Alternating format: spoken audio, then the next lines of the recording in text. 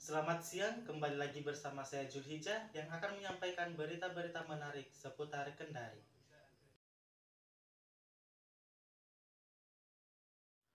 Pasar Sentral Mandonga dipadati pengunjung pada hari terakhir sebelum perayaan Tahun Baru.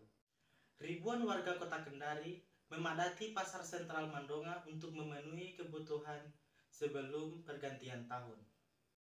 Namun aktivitas jual beli sedikit terganggu oleh kondisi jalanan pasar yang becek dan licin akibat hujan yang mengguyur kota Kendari beberapa hari terakhir. Kondisi ini menyebabkan sejumlah pembeli mengeluh kesulitan berbelanja. Kondisi pasar yang ramai dan jalanan becek menjadi pemandangan umum di Pasar Sentral Mandonga menjelang perayaan Tahun Baru.